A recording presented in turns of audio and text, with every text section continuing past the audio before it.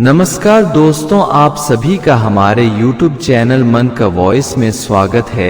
मैं रोज एक शिक्षाप्रद कहानी लेकर आता हूँ। चलिए कहानी शुरू करते हैं। कहानी का शीर्षक है एक गांव में एक नौजवान किसान अपनी बूढ़ी माँ के साथ रहता था। उसके पिता की मृत्यु बचपन में ही हो चुकी थी। माँ ने बहुत मुश्किल से गरीबी झेलकर अपने बेटे भरत को पाला था। भरत भी माँ से बेहद प्यार करता था। बेटे का प्यार पाकर माँ की खुशी के दिन लौट आए थे। जिस उम्मीद से माँ ने बेटे को पाला था वह माँ के सपनों को साकार कर रहा था।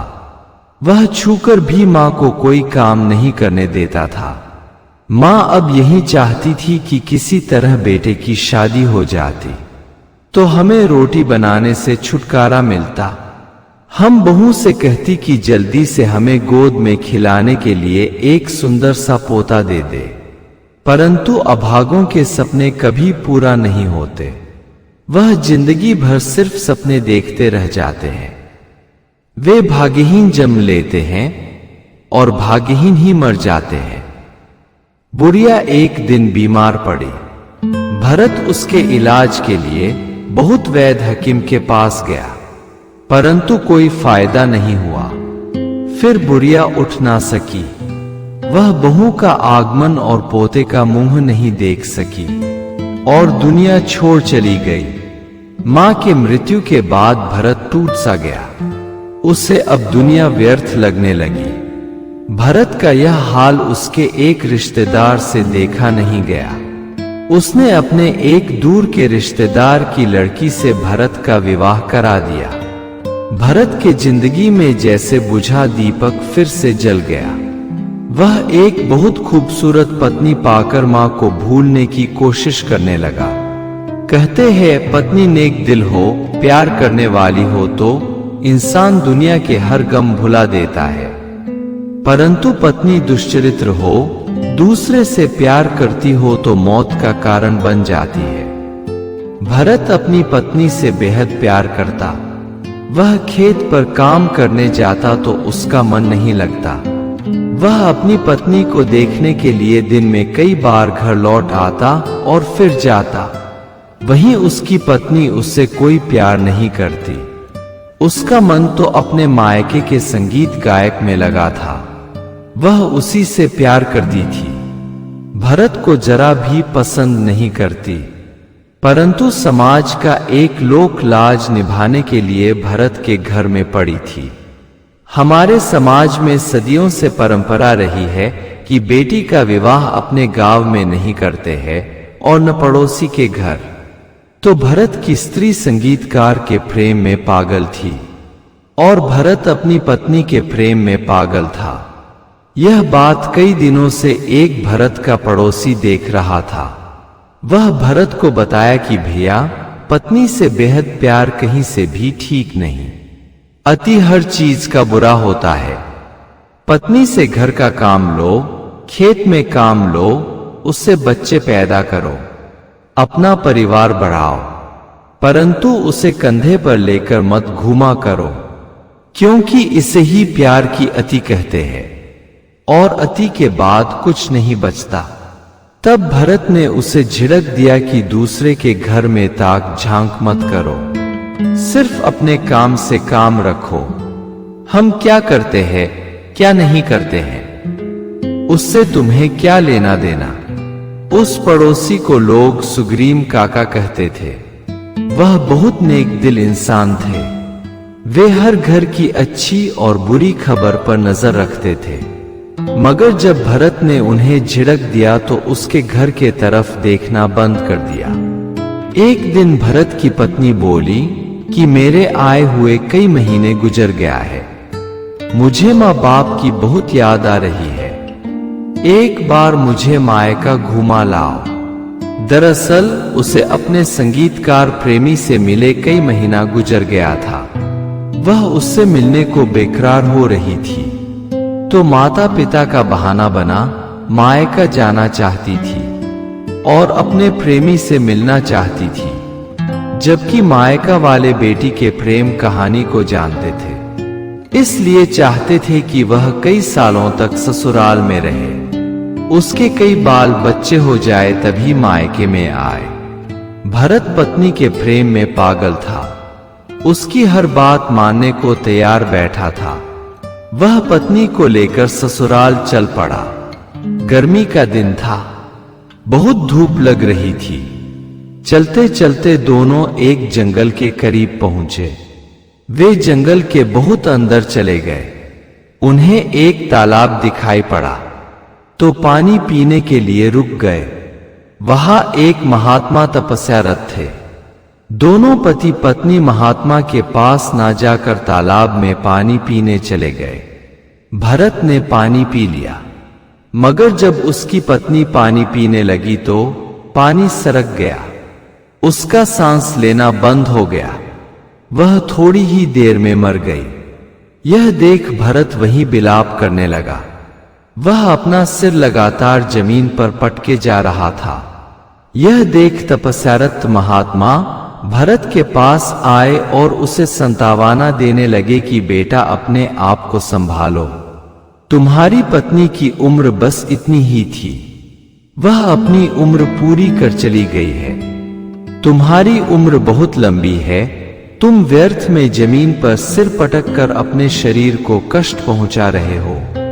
तब भरत बोला, महात्मन, मैं पत्नी के बगैर जीना नहीं चाहता।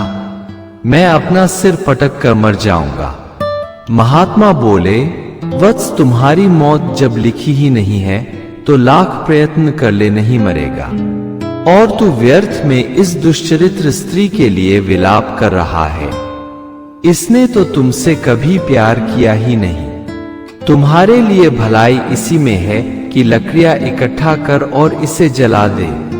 भरत बोला, महात्मा, आप सिर्फ मेरे मन से पत्नी का ध्यान हटाने के लिए इसे दुष्चरित्र कह रहे हैं, जबकि मेरा मन कह रहा है कि यह एक पतिव्रता स्त्री है। अब चूंकि इस दुनिया में नहीं है तो इसके लिए अशुभ मत बोलिए। आप चाहिए अपना ध्यान कीजिए। आपके बस में मेरा भला करना नहीं है तो कटु वचन बोलकर दिल को कष्ट मत पहुंचाइए। महात्मा आकर ध्यान में बैठ गए, मगर उनका ध्यान तो उस युवक में लगा था जो बार बार सिर जमीन पर पटकता। उसे मूर्छा आ जाती, फिर होश में आता तो सिर पटकने लगता। यह देख महात्मा द्रवित हो गए और उस युवक के पास जार बोले कि मैं तुम्हारी स्त्री को जिंदा कर सकता हूं, परंतु तुम्हें आधी उम्र इस स्त्री को देनी होगी। भरत बोला, मैं अपनी पत्नी को अपनी आधी उम्र देने को तैयार हूं, मगर आप जल्दी से इसे जिंदा कर दें। महात्मा बोले, मैं तुम्हें एक बार फिर से मौका दे रहा हूं कि ठीक से सोच ले। तू इस स्त्री को छोड़ दूसरा विवाह कर ले। यह स्त्री तेरे लिए शुभ नहीं है। तब भरत बोला, महाराज, मैं पत्नी की बुराई नहीं सुन सकता। आप मेरी आधी उम्र देकर इसे जिंदा कर दें। महात्मा बोले, तुम्हारी भलाई के लिए एक बात बता रहा हूं कि इससे कभी मत बताना कि तुमने उसे जिंदा करने के लिए आधी उम्र दी है।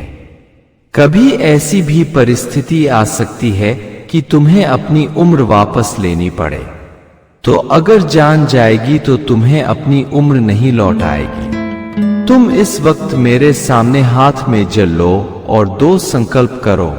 पहला कि यह राज कभी स्त्री से नहीं बताओगे, और दूसरा कि मैं अपनी आधी उम्र अपनी पत्नी को देता हूं। भरत ने जो ही दूसरा संकल्प किया, उसकी पत्नी उठकर बैठ गई। वह बोली, माफ करना, मैं थक गई थी इसलिए नींद लग गई थी। चलिए अब जल्दी से मायके चलते हैं। दोनों उठकर चल दिए। भरत अपनी ससुराल जा रहा था, जबकि उसकी पत्नी अपने मायका। भरत जब ससुराल पहुंचा तो ससुराल वाले बहुत खुश हुए, परंतु बेटी को देखकर खुश नहीं हुए। उसके माता पिता जानते थे कि यह हमसे नहीं संगीतकार से मिलने आई है। यह शादी से पहले संगीतकार के साथ भागकर नाक कटा चुकी है। तो अपने पहुना से बोले कि बेटा, तुम्हें बिना गोद भराई के हमारी बेटी को साथ नहीं लाना चाहिए था, परंतु जब आ गए हो तो किसी को खबर होने से पहले ही लौट आना। उधर माँ बाप के लाख पहरेदारी के बाद भी वह संगीतकार से मिल आए। सुबह में बेटी को विदा करते वक्त भरत के सास ससुर ने कहा कि बेटा, जब तक बेटी के गोद में 1-2 बच्चे ना हो जाए ससुराल मत आना। मिलना होगा तो हम खुद आकर अपनी बेटी से मिल लेंगे। भरत सास ससुर के खुलम खुला इतना कहने पर भी नहीं समझ पाया कि उसकी पत्नी में कोई बड़ी कमी है, वरना कोई भी माँ बाप अपनी बेटी को घर आने पर इतनी जल्दी विदा नहीं करता। बहुत मजबूरी हो तब भी बेटियां मायके में 7 दिन रहकर ही जाती है। संसार में मूर्ख 2 तरह के होते हैं, एक सामने देखकर भी विश्वास नहीं करते, दूसरा सच बोलने वाले को ही गलत समझते हैं। भरत में दोनों गुण थे। वह अपनी पत्नी को लेकर घर आ गया और दूसरे दिन खेत में काम करने चला गया। उधर उसकी पत्नी संगीतकार से सेठ कर आई थी कि मेरा घर जंगल के पार वाले गांव में है, मेरे पति का नाम भरत है, वह दिन भर खेत में काम करता है, दिन को अकेली घर में रहती हूं, वहां रोकने टोकने वाला उसका कोई भाई बंधु नहीं है। तुम दोपहर में आ जाना, हम दोनों किसी नगर को भाग चलेंगे। भरत के साथ रहने में मुझे घुटन महसूस हो रही है। ना तो उसकी शरीर की बनावट अच्छी है, ना उसके गुप्त अंग बड़े हैं, वह मेरे किसी काम का नहीं है। उधर बताए अनुसार संगीतकार भरत के घर आ गया। भरत निश्चिंत होकर खेत पर काम करने गया था। पत्नी अपने घर में प्रेमी को देखकर बहुत खुश हुई।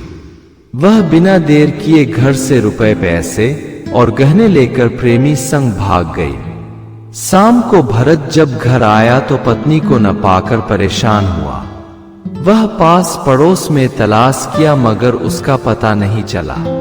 उसने घर में आकर देखा तो ना तो घर में पैसे थे और ना गहने।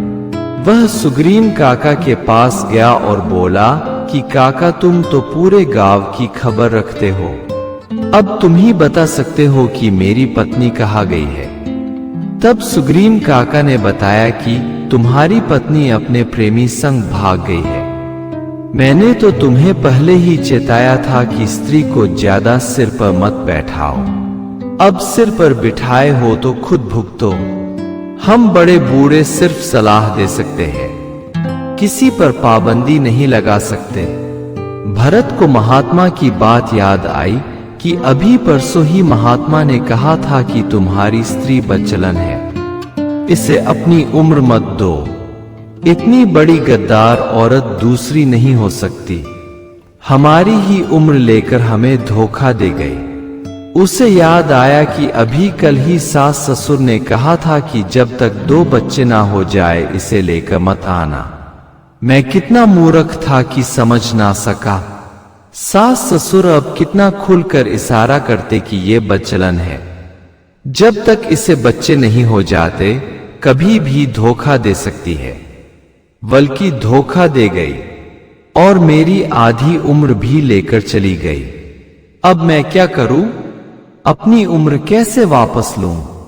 एक स्त्री दया की सागर मानी जाती है, ममता की मूर्ति मानी जाती है, पतिव्रता कही जाती है। लोग स्त्री को घर की लक्ष्मी समझते हैं। हमारे जैसे लोग स्त्री की पूजा भी करते हैं, मगर कुछ स्त्रियां ऐसी भी होती है। पहली बार जाना है, वह अपनी पत्नी की खबर लेने और ढूंढने के लिए निकल पड़ा। गांव दर गांव, नगर नगर ढूंढता रहा परंतु उसे कुछ पता नहीं चला। एक नगर में गया तो पता चला कि राजदरबार में दूर देश का एक संगीतकार अपनी पत्नी के साथ प्रोग्राम पेश करने वाला है। भरत प्रोग्राम सुनने के लिए राजदरबार में पहुंच गया। वहां उसे देखकर आश्चर्य हुआ कि उसकी पत्नी अपने कथित पति के साथ प्रोग्राम पेश करने वाली है। स्त्री उस युवक के साथ प्रोग्राम पेश की। प्रोग्राम के बाद राजा उन्हें इनाम दे रहा था। सहसा स्त्री की नजर पति पर पड़ गई। वह सोची कि उसका पति राजा से कहीं मेरे खिलाफ शिकायत ना कर दे, नहीं तो लेने को देने पड़ जाएंगे। राजा न्यायप्रिय है, जांच बैठा दिया तो मुफ्त में प्रेमी संग मारी जाऊंगी। वह सोची कि मैं पहले शिकायत कर पति को फांसी चढ़वा देती हूं, उसे शिकायत करने का मौका ही नहीं मिलेगा। वह राजा से बोली कि महाराज मुझे इनाम बाद में दीजिएगा या मत दीजिएगा, मगर मेरे चोर को फांसी चढ़ा दीजिए। आपके दरबार में एक चोर बैठा है जो मेरे गहने लूटने के बाद मेरी इज्जत लूट ली थी। राजा यह सुन बहुत क्रोधित हुआ। बोला, कौन है, उसे दिखाओ, हम उसे जरूर फांसी पर चढ़ाएंगे। यह बहुत खतरनाक चोर है, यह तो बहुत सारी स्त्रियों के साथ ऐसा किया होगा। इसे हर हाल में फांसी चढ़ाया जाएगा। सैनिकों, इसे गिरफ्तार कर लो। राजा उस स्त्री और उसके संगीतकार पति को दरबार में ही रोक लिया। बोला, सुबह अपने आंखों के सामने इस गुस्ताख की फांसी देखकर जाना। उसकी स्त्री खुश थी कि यह कांटा सदा के लिए निकल जाए तो अच्छा रहेगा, वरना जिंदगी भर पीछा करता रहेगा। सुबह जब उसे फांसी पर चढ़ाने के लिए सैनिक ले जाने लगे तो राजा ने उससे पूछा कि अरे गुस्ताख लड़का, कोई तुम्हारी अंतिम इच्छा भी है? तब भारत बोला कि महाराज, मैंने बहुत सुन रखा था कि आप न्यायप्रिय राजा हो, परंतु देख लिया कि आपकी चर्चा झूठी है। आप न्याय नहीं करते बल्कि आदेश देते हो। राजा बोला कि तुम कहना क्या चाहते हो?